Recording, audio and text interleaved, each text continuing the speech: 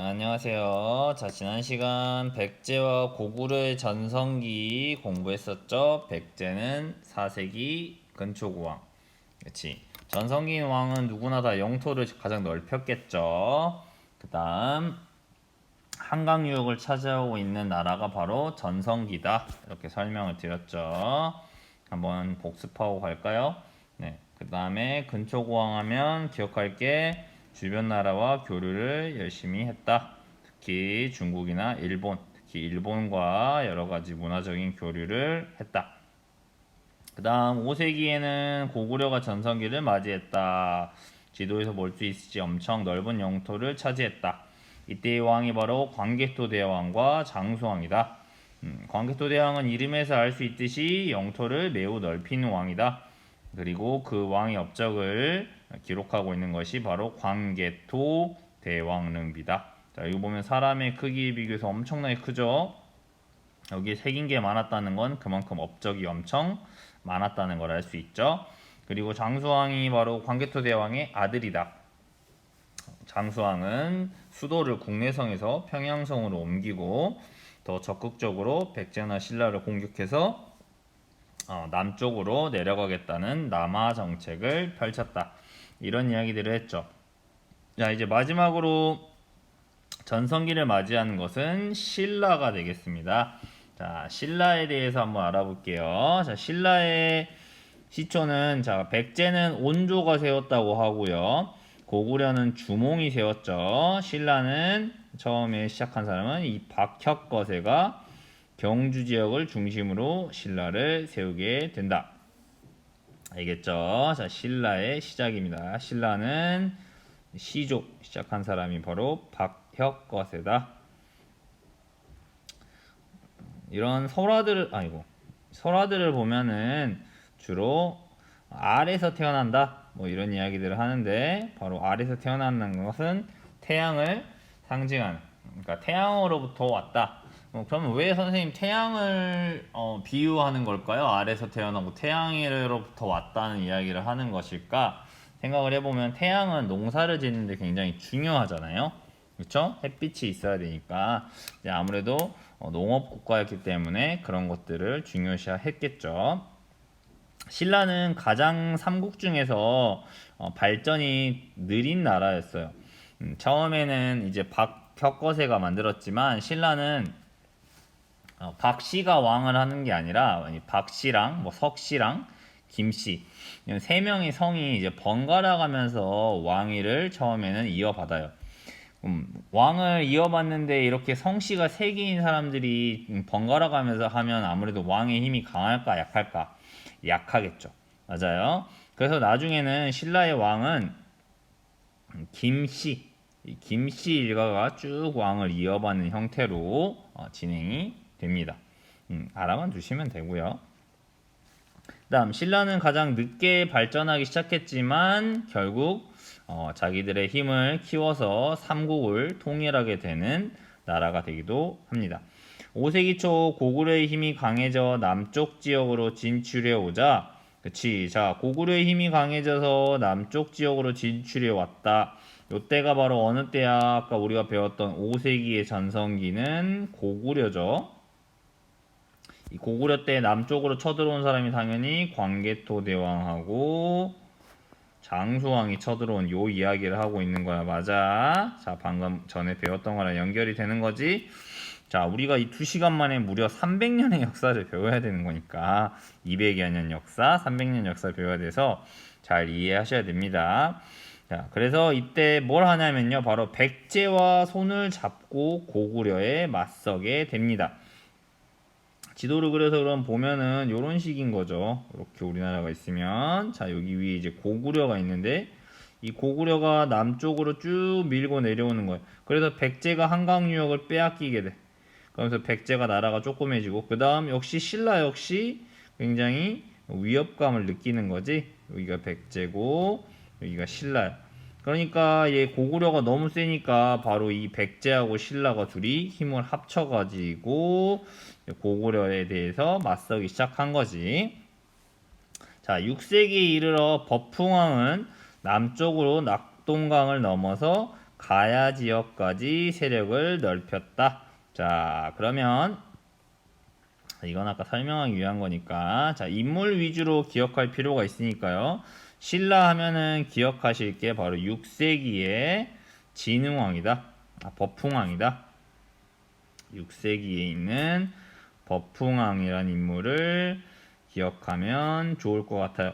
말 그대로 이름에서 이미 이 버풍왕의 특징을 좀 알 수 있어요. 말 그대로 법을 흥하게 한다. 굉장히 강력한 뭘 만들었다는 이야기야? 법을 만들었다.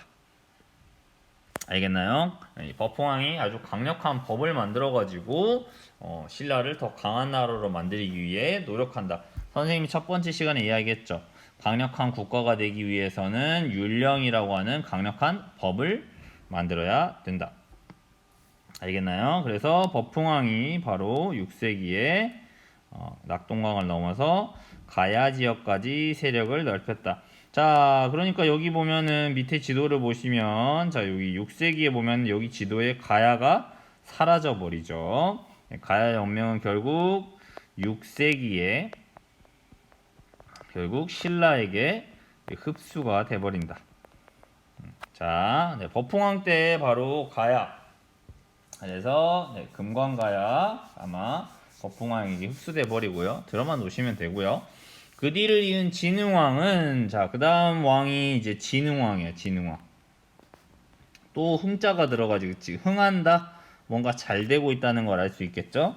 이때 진흥왕이란 인물은 백제연합군과 함께 고구려가 차지했던 한강 유역을 빼앗았다. 자, 선생님이랑 기억나죠? 한강을 차지하면 굉장히 전성기를 맞이한다. 그래서 백제하고 둘이 힘을 합쳐서 한강 유역을 고구려로부터 빼앗았는데 여기서 신라가 백제하고 약속을 어기고 배신을 때려버리는 거야. 왜? 백제하고 신라하고 둘이 힘을 합쳤을 때 이런 이야기를 했겠지. 백제가 야, 거기 한강 유역 원래 우리 땅이었으니까 차지하면 한강은 우리가 갖고 나머지 지역은 너네가 가자. 이런 식으로 같이 협상을 했었겠죠. 근데 이때 신라가 백제를 공격해버리면서 결국 한강 유역을 신라가 차지한다. 그리고 이때는 심지어 얼마나 처절하게 백제가 싸우냐면 왕까지 나서서 전투를 벌이다가요. 왕이 신라군에게 사로잡혀서 처형당하는 이제 이런 굴욕적인 일까지 당하게 됩니다. 그러니까 이후에 백제하고 신라하고는 또 사이가 좋을 수가 없겠죠. 그래서 한강 유역을 차지하게 되면서 신라는 굉장한 전성기를 맞이하게 된다. 그리고 마지막으로 이제 신라는 대가야를 흡수하고 가야 연맹을 완전히 소멸시켜 버린다. 그러니까 이때 완전히 진흥왕 때 가야가 사라져 버리는 것이 되겠습니다. 가야라는 나라는 잘 보시면 요 앞에 계속 나와 있었잖아요. 가야 이렇게 해가지고 금관가야, 뭐 대가야. 가야가 왜 이렇게 여기도 나와 있는데요. 가야는 삼국시대에서 끼워주지 않는다고 했잖아. 그치? 가야가 그러면 왜 삼국시대에 끼워주지 않느냐? 결국 연맹국가라고 여기 나와 있죠. 그러니까 중앙 집권적인 강력한 국가가 되지 못하고 여러 명이 모여서 여러 개의 가야가 모여있던 형태였기 때문에 아무래도 강력한 국가가 되지 못했다는 이야기를 듣는 것이에요. 알겠나요? 그래서 가야는 결국 신라에 흡수된다. 가야는 가끔 시험 문제에 나오는 것들이 뭐가 나오냐면 지금의 가야 지역은 낙동강 하류고요. 자, 여기 보시면 그 다음에 평야 지역이 위치하고 있어요. 그래서 쌀이나 먹을 게 많았고 특히 가야 하면 유명했던 게 바로 철, 우수한 철 문화를 가지고 있었다라고 전해집니다. 그리고 선생님이 이 삼국시대 설명하면서 고조선은 청동기 문화를 기본으로 했죠. 근데 이 고조선도 나중에는 중간에 철기의 문명을 받아들입니다. 중국으로부터 위만조선 이런 철기 문화를 받아들여서 고조선도 중간에 이제 철기를 받아들이기 시작해요. 자, 그러니까 삼국시대도 역시 마찬가지로 이제는 뭘 이용하는 시대다? 철기 시대다. 그러니까 이 철기로 뭐야? 무기 만들겠지. 제일 많이 사용하는 거. 칼이나 화살이나 갑옷이나 이런 것들을 만들겠죠. 두 번째, 이제 철기 시대부터는 뭘로? 철기로 농사를 짓기 시작한다. 그렇다 보니까 생산량이 엄청나게 늘어나겠지. 자, 돌로 농사를 지어서 땅을 파는 것보다 홈이라든지 뭐 곡괭이라든지 뭐 이런 형태의 여러 가지 농기구들을 만들어서 땅을 파고 심으니까 훨씬 수확량이 늘어난다. 근데 오히려 수확량이 늘어나면 먹을 게 많아질수록 또 더 싸움이 많아지는 또 이런 악순환이 일어나긴 하는데, 어쨌든 자, 그러니까 지금도 우리는 철기 시대에 살고 있는 거죠. 철이 없다면 우리 책상도 없고, 그치? 컴퓨터도 안에 수많은 부품이 들어가고, 자동차 타고 다니잖아요. 자동차 대부분은 부품이 철로 되어 있는 거니까요. 자, 그래서 여기서 중요한 거, 진흥왕은 이렇게 여러 가지의 비석들을 세웠다. 여기서 이제 6세기의 진흥왕이 여기서 여러 가지 비석들을 세웁니다. 자, 요거 이름까지 다 외우실 필요는 없고요. 자, 이 비석을 도대체 그러면 왜 세울까요? 생각해 봅시다. 첫 번째는 자기들의 땅의 영토, 땅에 뭔가 영역을 알려주고 싶었겠지. 맞아요? 내가 여기까지 차지했다. 그러니까 땅의 영역을 차지했다는 것은 결국 왕의 업적을 높이는 그런 이야기겠죠. 마찬가지로 광개토 대왕이 엄청난 영토를 차지하고 나서 그의 아들인 장수왕이 자기 아버지의 업적을 알리기 위해서 광개토 대왕릉비를 세웠던 것처럼, 그러니까 진흥왕의 비석에도 이런 업적이 담겨 있다. 두 번째로는 이 넓은 영토를 차지하는데 진흥왕이 혼자 하진 않았을 거 아니야. 그렇지? 그러니까 이제 뭐 일을 잘하거나 전투에서 승리하거나 이런 데에 기여한 신하들의 이름들을 여기다가 새겨두었다는 것을 생각해 볼 수 있겠어요.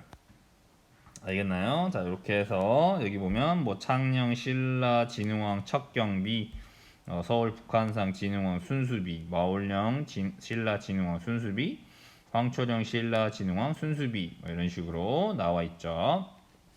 이름까지 외우실 필요는 없고요. 그냥 알아두시면 돼요. 마찬가지로 여기 한강 유역을 차지하고 있는 나라가 바로 신라. 그러면 이 지도는 6세기의 지도이구나. 6세기의 지도이고 법흥왕이나 진흥왕에 대해서 이해해 주시면 되겠죠. 바로 이렇게 한강 유역을 차지하고 있는 요 힘을 바탕으로 결국 이 다음 시간에 배우는 삼국통일을 이루게 됩니다.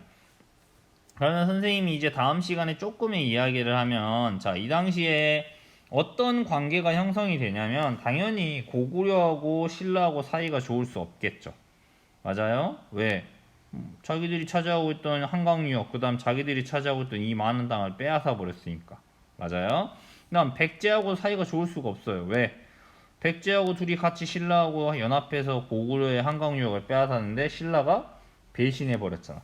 맞아? 자, 이렇게 신라가 강해지다 보니까 누가 또 힘을 합치게 될까요? 고구려와 백제가 이제 둘이 힘을 합치려고 하겠지. 그렇지? 그러니까 2대1이 되니까 신라 입장에서는 이제 싸움이 불리할 것 같은 거야. 그러니까 신라 입장에서는 새로운 파트너를 찾아야 돼. 그렇지? 그래서 신라가 찾은 새로운 파트너가 바로 여기 건너편 중국으로 눈을 돌린 거예요. 이 당시에 중국에 만들어지고 있던 수나라, 즉 중국의 자기들과 함께 힘을 합치자라는 이런 외교 관계를 맺기 시작합니다. 그래서 중국이 바로 여기 수나라가 바로 누구를 공격하게 되는 거예요? 여기 고구려를 이렇게 공격하게 되는 그런 현상이 일어나게 된다. 알겠죠? 고구려는 기본적으로 중국과 맨날 맞서 싸웠으니까. 알겠죠? 용맹한 고구려의 이야기 우리 많이 들어봤죠? 맞아요? 자, 그 다음 지도를 보고 삼국 전성기에 나타난 공통점을 알아봅시다. 고구려, 백제, 신라 모두 다 삼국시대 전성기에 나타난 공통점. 첫 번째, 영토가 매우 확장되었다는 것을 우리가 알 수 있죠. 당연히 전성기는 제일 잘 나갈 때니까. 두 번째로 선생님이 어느 지역을 보면 그 나라 전성기인 걸 알 수 있다고 했어요. 바로 한강 유역. 넓은 평야를 가지고 있고 그 다음에 배로 물건을 나르거나 하는 게 편한 이 한강 유역을 차지하고 있다. 이 두 가지가 바로 전성기의 공통점이 되겠습니다. 그 다음 오른쪽 탐구활동 보겠습니다. 자, 삼국과 주변 나라들의 관계를 알아봅시다. 다음 유물을 보고 물음에 답해 봅시다. 자, 고구려 무용총에 그려진 검은고. 무용총은 이제 무덤입니다. 무덤. 네, 여기에 무용하는 사람이 그려져 있다 해서 무용총이야. 무덤의 주인이 누구인지 이제 잘 모르는 거지. 여기 기록이 안 돼 있어가지고. 여기 보면 검은 고는 중국의 칠연금을 보고 만들었다고 전해진다. 중국 악기를 보고 만들었다. 누구와 고구려가 교류했다는 걸 알 수 있어요. 중국과 고구려가 교류했구나. 그치? 서로 주고받았다는 거지. 맨날 싸우기만 하는 건 아니라는 거지. 그 다음에 여기에 여러분이 좀 놀랄 만한 게 있는데, 여기 황남대총이라고 하는 이 무덤에서 나온 유리 제품 보세요. 이 형태를 딱 보니까 이거 우리나라 게 아닌 것 같죠? 맞아요. 굉장히 투명하고, 그 다음에 모양부터가 일단 우리나라 전통적인 것들과 완전히 달라요. 그래서 서역에서 전해진 것으로 추정된다. 그럼 서역은 중국의 서쪽이야. 그러니까 여기 조그맣게 이렇게 우리나라가 있다고 보면, 자 이렇게 있다고 보면 여기 이렇게 크게 중국이 있고요. 그 다음에 여기 보면 이렇게 태국에 있는 데가 있고, 여기 인도가 있다 뭐 이런 식이고, 이렇게 보면 여기가 중국, 여기가 이제 우리나라. 특히 여기 신라는 우리나라 중에서도 굉장히 구석이었잖아요. 그렇죠? 근데 이게 중국에, 여기 보면 중국은 여기 이렇게 티베트 산맥이라 해서 굉장히 여기 높은 산맥이 있고요. 여기는 산맥. 그 다음에 여기는 굉장히 넓은 사막이 이렇게 펼쳐져 있어요. 그래서 교류하기가 쉽지 않은데, 이 중국인들은 이 서역 사람들이랑 교류를 했죠. 그러니까 이 서역, 이쪽 서쪽 땅으로부터 어딘가에서 바로 이런 유리병이 중국을 통해서 우리나라까지 오지 않았냐, 이렇게 추정이 되는 거지. 그러니까 신라 사람들 역시 굉장히 활발하게 교류를 했다는 것을 알 수 있죠. 뭐 또 다른 이야기로는 이런 서역에 있는 물건들이 아마 배로 오지 않았겠냐, 그래서 신라까지 오지 않았을까, 이렇게 추정하는 사람도 있어요. 근데 이게 정확하게 어떻게 왔는지는 기록이 없기 때문에 우리가 좀 더 연구를 해봐야겠죠. 하지만 확실한 건 이건 우리나라 게 아니라 바로 서역에서부터 교류를 통해서 얻게 된 물건이라는 생각을 해볼 수가 있겠네요. 그 다음 고구려에 있는 벽화에 나와 있는 여인의 모습과 일본에 있는 이 무덤의 벽화, 옷이 굉장히 비슷하죠. 옷이 비슷해. 서로 비슷한 유행을 주고받았다는 걸 알 수 있죠. 고구려와 일본의 사람들이 입은 옷이 비슷하다. 그러면 누구랑 누구도 교류를 했다는 걸 알 수 있어요. 고구려와 일본 역시 교류를 주고받았겠구나. 우리나라도 다른 나라의 옷 스타일들 같은 것들 많이 입고 이러잖아요. 그렇죠. 그 다음 여기 보면 금동 미륵보살 반가사유상, 뭔가 생각하고 있는 듯한 이런 조각이죠. 그렇죠. 얘는 금동, 그러니까 금속으로 만든 거고, 얘는 나무를 깎아서 만든 거야. 일본은 이제 나무를 깎아 만든 거지. 근데 이 두 개, 일본의 목조 미륵보살 반가사유상의 재료인 붉은 소나무는 우리나라에서 많이 나는 품종이다 라고 하죠. 그러니까 결국 우리나라와 일본이 뭐 했을 것이다? 교류를 했을 것이다. 이렇게 보는 것이죠. 알겠나요? 자, 그러면 삼국의 여러 문화유산을 보고 삼국과 주변 나라의 관계를 생각해 봅시다 라고 됐죠. 그러니까 우리나라가 주변과의 관계를 보면요, 우리나라가 굉장히 중국이나 일본과도 굉장히 활발히 교류를 했음을 알 수 있다. 그치? 그리고 중국, 일본뿐만 아니라 결국 뭐 서역 세계, 서역 나라와도 교류를 했다. 그러니까 우리나라 사람들이 우리나라 안에서만 갇혀 있는 게 아니라 다른 나라 사람들과 이렇게 뭐 문화라든지 뭐 이런 것들을 주고받으면서 더 발전하려고 노력했다는 것을 알 수가 있습니다. 알겠죠? 자, 이번 시간에 이렇게 신라의 발전, 그 다음에 이렇게 삼국과 주변 나라의 관계까지 함께 공부해 보았습니다. 수고하셨습니다.